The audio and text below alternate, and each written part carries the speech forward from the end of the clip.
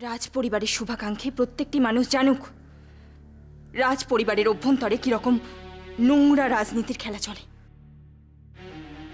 তারা জানুক তাদের শ্রদ্ধেয় রাজৌদি মহারাজকে তার সৎ ভাই ছাড়া আর কিছুই ভাবতে পারে না।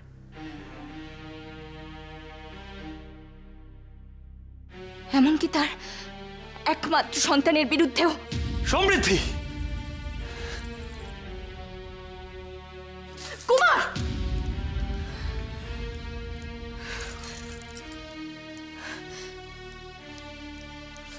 সত্য উদ্ঘাটন করা আর সত্যি কথা বলাটা কি অপরাধ? আজ এই উৎসবের দিনে সত্য উদ্ঘাটনের সিদ্ধান্ত নিয়ে সমৃদ্ধি মোটেই ঠিক কাজ করেনি। আমি জানি রাজিমা, কিন্তু কিন্তু এছাড়া যে আমার কাছে আর কোনো উপায় ছিল না। আমি চাইনি যে খনার জীবন নিয়ে আর কেউ কোনোভাবে ছিনিমিনি খেলার সুযোগ পাক।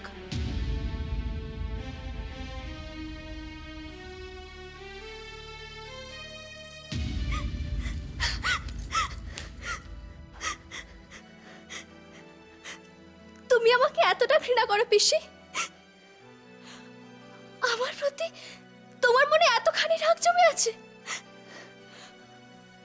আমার কিছুতেই বিশ্বাস হচ্ছে না, কিছুতেই না।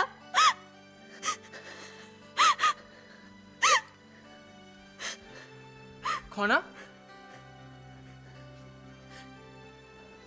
আমার সাথে ওরা এরকম কেন করলো মিহির? আমি কি দোষ করেছি বলতে পারো? আমি তো কারো কোনো ক্ষতি করিনি। চুপ করো, চুপ করো খনা, এইভাবে কেঁদো না। আমি আর পারছি না মিহির, আমি আর পারছি না। এই নোংরা রাজনীতি জালে জড়িয়ে আমি ক্লান্ত হয়ে পড়েছি। আমি মুক্ত বাতাসে শ্বাস নিতে চাই। রাজকুমারী হয়ে আমি আর বাঁচতে চাই না মিহির, একজন সাধারণ নারী হয়ে বাঁচতে চাই। খনা,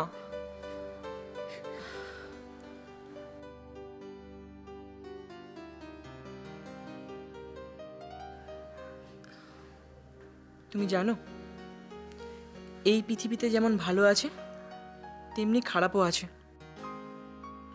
আর এই খারাপকে পরাজিত করার জন্য যুগে যুগে বিশেষ কাউকে নির্বাচিত করা হয়, যেমন তোমাকে করা হয়েছে।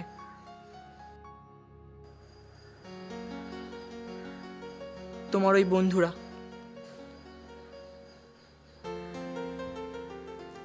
হ্যাঁ খনা, তুমিই সেই। কাজেই তোমার জীবনে চলার পথে প্রতিবন্ধকতা তো আসবেই। এইভাবে ভেঙে পড়লে চলে? আমি তো ভেঙে পড়িনি মিহির,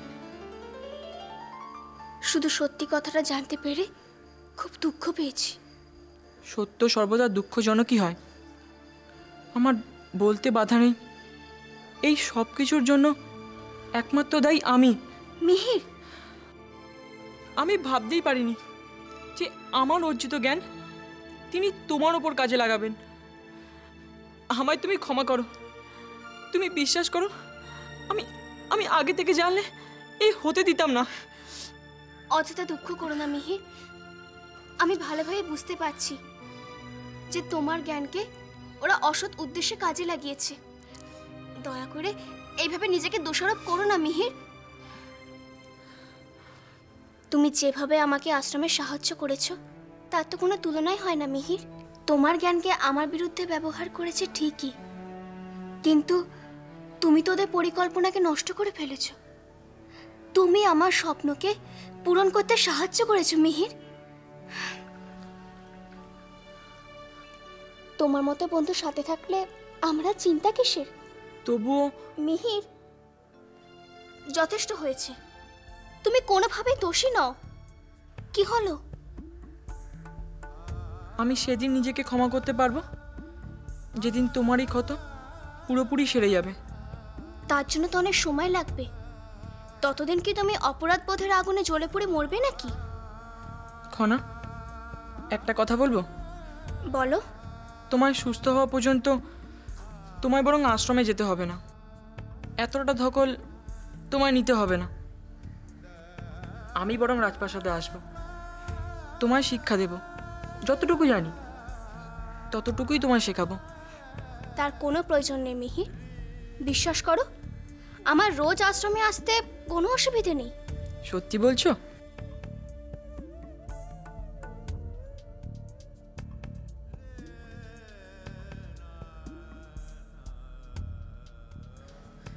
তোমার এই ক্ষত যতদিন না পুরোপুরিভাবে সেরে যাচ্ছে,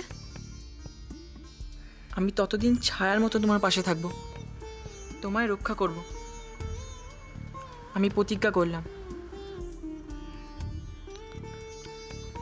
আর তোমরা এই প্রতিজ্ঞার সাক্ষী হয়ে থাকলে আমি কথা দিলাম, আমার সব জ্ঞান, বিদ্যা, বুদ্ধি সব রাজকুমারী খনাকে দেব।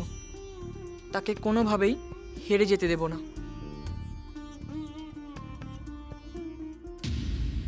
কি দেখছো? কি দেখছো আমার দিকে ওরম হাঁ করে? হ্যাঁ, আমি কি কোনো হাসির বস্তু, কোনো মস্করার বিষয়? তোমরা নাকি মানুষের ভাগ্য নিয়ন্ত্রক? তোমাদের খেলার উপর নাকি আমাদের হার জিত নির্ভর করে? কিন্তু কই কই, তোমরা তো নিরপেক্ষ নও। তোমরা তো ওদেরকেই সাহায্য করে চলেছ। বারবার ওদের জেতার পথ মসৃণ করে দিচ্ছ, আর আমাকে এইভাবে হারিয়ে দিচ্ছ। আজ তো একেবারে সীমা ছাড়িয়ে গেলে তোমরা সবার সামনে এইভাবে। তোমরা খুব ভাগ্যবান, তোমরা খুব ভাগ্যবান যে আমার থেকে অত দূরে আছো। যদি আমার হাতের সামনে তোমরা থাকতে তাহলে বুঝিয়ে দিতাম আমার সঙ্গে এই ধরনের খেলার ঠিক কি পরিণাম হতে পারে। ঠিক যেমন করে আমি ত্রিজটা, কার সাথে কথা বলছো? ওরা ওরা কিভাবে আমার দিকে তাকিয়ে আছে দেখুন, দেখুন দেখুন, আমায় নিয়ে হাসাহাসি করছে। ভাবতে পারছেন কত বড় স্পর্ধা ওদের? আমায় নিয়ে হাসাহাসি করছে ওরা। ত্রিজটা, শান্ত হও, শান্ত হও। ওরা তোমাকে নিয়ে কি হাসাহাসি করবে? ওরা তো আকাশের তারা। আর যদি হাসাহাসি করেও থাকে তাহলে ওরা জানে না ওরা কত বড় ভুল করতে চলেছে।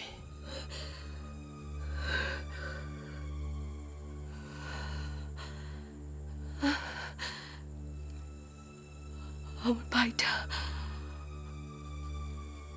ভাইটা কেমন বড় হয়ে গেল না মাসুমা? এতটুকু সাহায্য করলো না আমায়, উপরন্তু এক মুখ ঘৃণা নিয়ে কিভাবে তাকিয়ে রইল আমার দিকে। কেন কেন করলো আমার সাথে এরকম? কেন করলো বলুন না মাসুমা, কেন? সমৃদ্ধির জন্য। হ্যাঁ ত্রিজটা, সমৃদ্ধি দিনের পর দিন তোমার আর মহানামার মধ্যে দূরত্ব সৃষ্টি করে আজ এই ভয়াবহ পরিস্থিতির সৃষ্টি করেছে। অনেক ক্ষমা করেছি আমি সমৃদ্ধিকে, আর না, এবার আমি তাকে। কিন্তু কিভাবে, ঠিক কিভাবে তাকে উচিত শিক্ষা দেওয়া যায় বলুন তো? উপায় আছে ত্রিজটা। সমৃদ্ধি যেমন ছলে বলে কৌশলে তোমার আর মহানামার মধ্যে দূরত্ব সৃষ্টি করে তাকে তোমার বিরুদ্ধে ব্যবহার করেছে, তুমিও তেমনি মহানামা আর সমৃদ্ধির মধ্যে দূরত্ব সৃষ্টি করো। কিন্তু ওদের মধ্যে তো দূরত্ব রয়েছেই। কুণ্ডলীর কারণে মহানামা আর সমৃদ্ধির মধ্যে তো দূরত্ব রয়েছেই মাসুমা। তাও জানি, কিন্তু সেই দূরত্ব আরো বাড়িয়ে যাও, তাকে ব্যবহার করো। দেখবে মহানামার ব্যথার জায়গায় যদি তুমি আঙুল ছোঁয়াতে পারো তাহলেই তুমি তোমার ভাইকে ফিরে পাবো।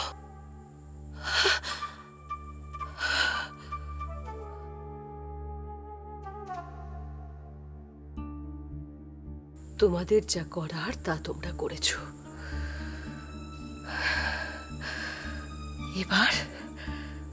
এবার আমার পালা।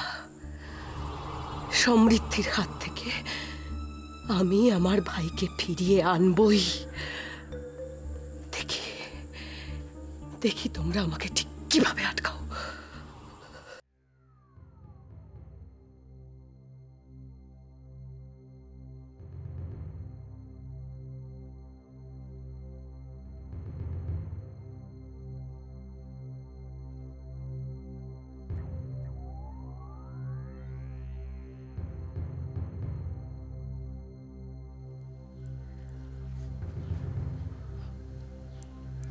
মহারাজ, আপনি ঐশিকা, মানুষ কি বিচিত্র প্রাণী, তাই না? মুখে এক কথা বলে, কাজে আরেক করে। মুখে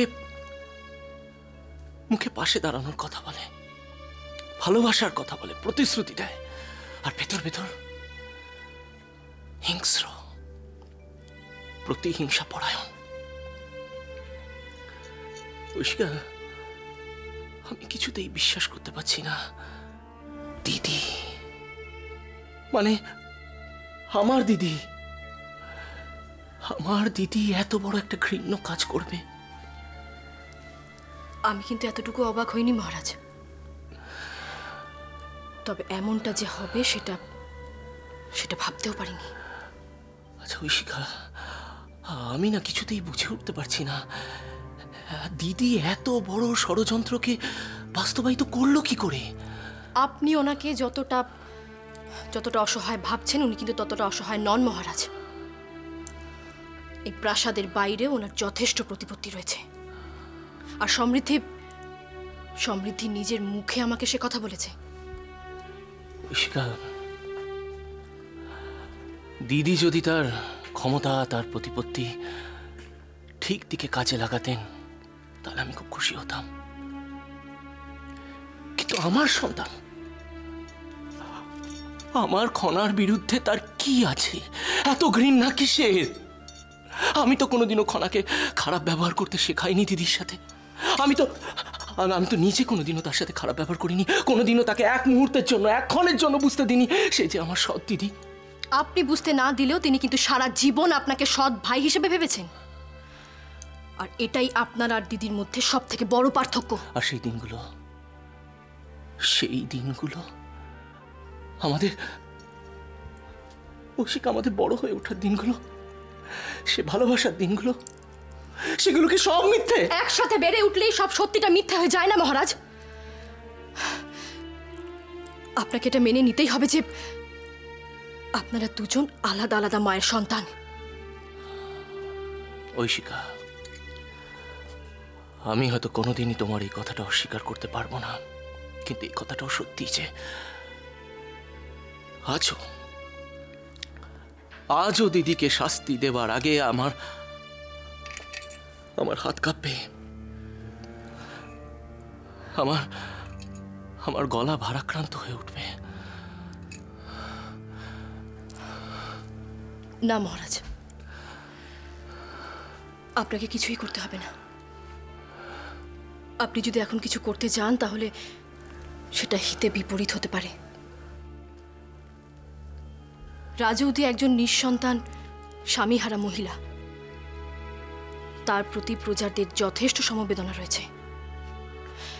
আর আপনি যদি এখন কিছু করতে যান তাহলে আপনার ভাবমূর্তির পক্ষে সেটা একেবারেই সহায়ক হবে না। সকলে ভেবে বসবে আপনি একজন অসহায় নারীর উপর আপনার রাজা হওয়ার শক্তিটা জাহির করছেন। সেটা একেবারেই ঠিক হবে না মহারাজ। কিন্তু ঐশিকা, তাতে তো দিদির অপরাধ মুছে যাবে না। যাবে। একজন নারীর নিঃসঙ্গতা আর অসহায়তা, এই দুটি জিনিসই সাহায্য করে তার সমস্ত অপরাধ মুছে দিতে।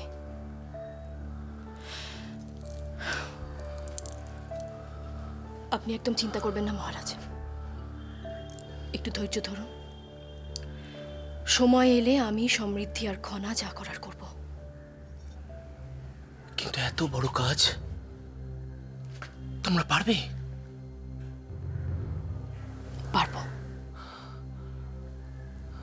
পারবো মহারাজ।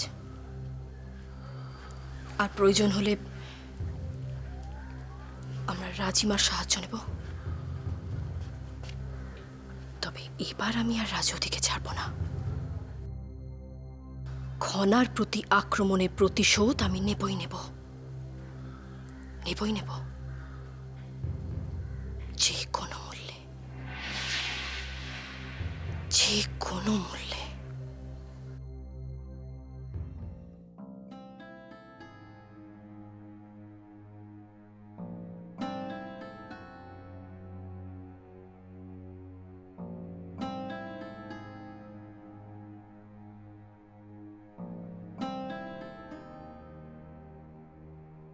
খনা, তাহলে কাল তুমি আবার আশ্রমে যাচ্ছ? কত বড় আনন্দের কথা বলো। তুমি সেখানে গিয়ে কত কিছু শিখবে, কত নতুন নতুন বন্ধু পাবে, তাই না?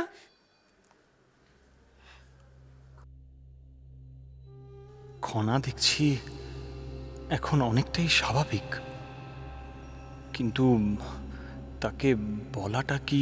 জয়, কি ভাবছো?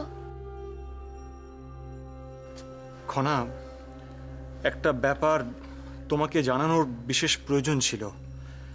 দেখো, রাজৌদির আসল স্বরূপ যখন সকলের কাছে উন্মোচিত হয়ে গেছে, তখন আমি চাই যে সকল রক্ষীরা তাকে সাহায্য করেছে তাদের বিরুদ্ধে শাস্তিমূলক ব্যবস্থা গ্রহণ করতে। এ তো ভালো কথা। তারা যা করেছে তার জন্য তাদের শাস্তি হওয়াই উচিত। কিন্তু খনা, আবার কিন্তু কিসের জয়? তাদের শাস্তি দিলে তোমার ভাই কাকা অসন্তুষ্ট হতে পারে। এই ষড়যন্ত্রে সে হয়তো লিপ্ত নয়, কিন্তু আমি জানি রাজবিরোধী কিছু ব্যক্তির সাথে তোমার ভাই কাকার প্রত্যক্ষ বা পরোক্ষ যোগাযোগ রয়েছে। তাই তাদের শাস্তি দিলে তোমার ভাই কাকা হয়তো হঠাৎ ক্ষেপে গিয়ে মহারাজের বিরুদ্ধে প্রকাশ্য সংঘাতে যেতে পারে। সেই জন্য ভাবছিলাম এই মুহূর্তে এই ধরনের সিদ্ধান্ত নেওয়া কি উচিত হবে? তুমি কি বলো খনা?